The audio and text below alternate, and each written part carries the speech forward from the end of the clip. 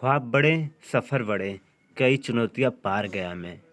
ख्वाब बड़े सफ़र बड़े कई चुनौतियाँ पार गया मैं। रुका नहीं झुका नहीं तो कैसे कह दूँ कि हार गया मैं।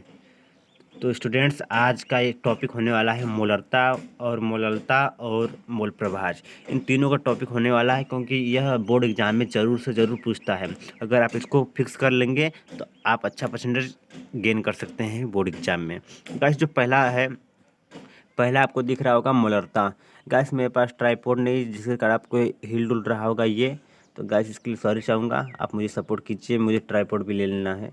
अब गाइस, देख सकते हैं मोलरता है पहला चैप्टर। मोलरता किसे कहते हैं? मोलरता बहुत छोटा सा इसका परिभाषा, अगर आप इसको याद कर लेते तो आपका अब कुछ नंबर अच्छे से बन जाएगा ये, क्योंकि पूछता भी है, इसके पर नो मिलकर भी आता है।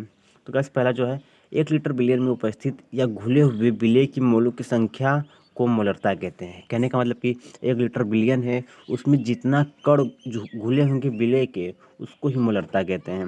ये समझे, यानी कि 1 लीटर बिलियन में उपस्थित विलेय की मोलों की संख्या को ही मोलरता कहते हैं। मोलरता को एम से दर्शाते हैं। एम से क्यों दर्शाते हैं? क्योंकि आप देख सकते हैं एम से क्यों दर्शाते हैं। एम से इसलिए दर्शाते हैं क्योंकि मोलरता का इंग्लिश जो होता है मोलारिटी होती है, और इसका जो पहला अक्षर है एम, उसी को लिखा है यहाँ पे एम। और यहाँ पे कैपिटल एम है, यहाँ पे स्मॉल एम है, इसका भी लॉजिक है। ये जो छोटा एम है, ये जो छोटा एम है ये मोलरता का है, लेकिन मोलरता का आप देखेंगे तो इसका भी एम है, तो इसलिए इसको स्मॉल में और इसको कैपिटल में लिखना पड़ा। और इसको देखते हैं मोलरता, फिर से आपको बता दे रहे हैं। मोलरता की परिभाषा है 1 लीटर बिलियन में उपस्थित या घुले हुए विलेय की मोलों की संख्या को मोलरता कहते हैं। कहने का मतलब कि 1 लीटर बिलियन है, उसमें उपस्थित मोलों की संख्या को ही मोलरता कहते हैं। ठीक है। और गाइस, आप जो ये देख रहे हैं इसको और सिंप्लीफाई करना है, क्योंकि न्यूमेरिकल किसी भी सूत्र से आपको दे सकता है। और जो एन है, एन को आप क्या कहते हैं? ये मोलों की संख्या है। और जो भी है यह बिलियन में उपस्थित 1 लीटर है जो। ठीक है गाइस, बिलियन में उपस्थित ये बिलियन समझ लीजिए, एक टाइप का बिलियन है। और बिलियन को भी से दर्शाते हैं। क्यों भी से दर्शाते हैं? क्योंकि 1 लीटर है। जब भी 1 लीटर आता है या फिर लीटर में कोई चीज़ आता है तो उसका आयतन होता है, तो इसलिए आयतन को इंग्लिश में बोलते हैं भी, इसलिए भी से दर्शाया गया है। और ये जो एन है, एन एन क्या है? विलेय की मोलक संख्या, तो W/M होता है। सब देख सकते हैं W/M होता है एन। W क्या है? W विलेय की मोलों की संख्या है। सॉरी गाइस, ये जो W है ये विलेय का भार है, और ये M है और ये विलेय का अणु भार है। ये विलेय का भार है, ये विलेय का अणु भार है। ठीक है गाइस, यहाँ पे जो N है इसको हम W/M लिख सकते हैं। W/M लिख सकते हैं और अपान में भी लिख सकते हैं। इसको अब ऊपर लेकर जाएंगे तो W/M आ जाएगा, और जो भी है ऊपर चला जाएगा, तो इसे इस प्रकार लिख सकते हैं 1/V इक्वल टू W/M/V। यही फार्मूला, रियल फार्मूला है मोलरता का। ठीक है। उसके बाद आ जाता है मोलरता। इसका परिभाषा आप देख सकते हैं। इसमें 1 kg विलायक होगा, उसमें 1 लीटर बिलियन था। इसमें 1 kg विलायक में उपस्थित घुले हुए मोलों की संख्या को मोलरता कहते हैं, मोलालिटी से बोलते हैं। इसका पहला अक्षर जो एम है उसी से इसको कैपिटल लेटर में दर्शाया गया है, स्मॉल लेटर में मोलरता को दर्शाया जाता है। ठीक है। N/W होता है। ये जो W है यह क्या है? यह विलायक है गाइस। जो एन है यह मैंने आपको बता दिया विलेय के मोलों की संख्या है, और एन बराबर आपको मैंने बता ही दिया W/M होता है। और W क्या है? विलेय का भार है। और M क्या है? अणु भार है, विलेय का ही अणु भार है। तो इसको हम किस प्रकार लिख सकते हैं? एन को W/M लिख सकते हैं अपन कैपिटल W। ठीक है।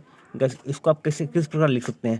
W/M, W/M 1/W लिख सकते हैं। तो इसे W/M कैपिटल W, यही इसका फार्मूला हो गया गाइस। और ये किस में आपको पता है? ये केजी में है।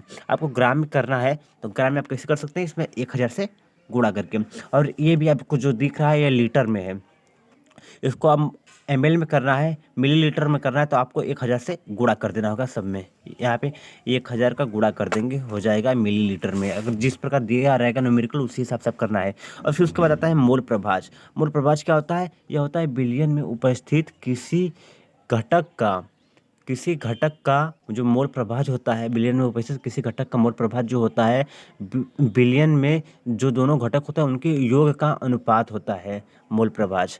कहने का मतलब कि जो विलेय है या फिर विलायक है, अगर विलेय है तो ऊपर विलेय हो जाएगा। यहाँ पे देख सकते हैं ऊपर विलेय है, एन ए मतलब कि ए जो है विलों को कहते हैं और बी विलायक को कहते हैं। जो एन है इसका मोल प्रभाज अगर हम निकालेंगे एन ए बराबर ये है n A upon n A plus n B.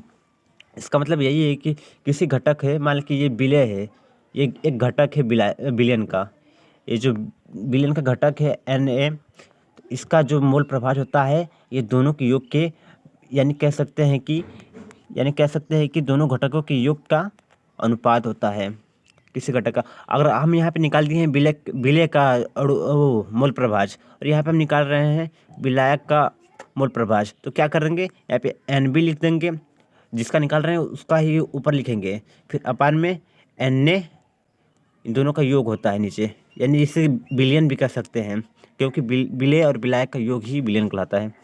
अब देख सकते हैं ये फार्मूला है, ये एन ए का है, ये एन बी का है, मतलब ये विलेय का है, ये विलेय का है, ये विलायक का है। गाइस आज की इस वीडियो में ये मेरा एक्सप्लेनेशन आपको अच्छा लगा तो प्लीज़ मेरे वीडियो को लाइक करके चैनल को सब्सक्राइब कर दीजिएगा। मुझसे जुड़ने के लिए हमेशा धन्यवाद।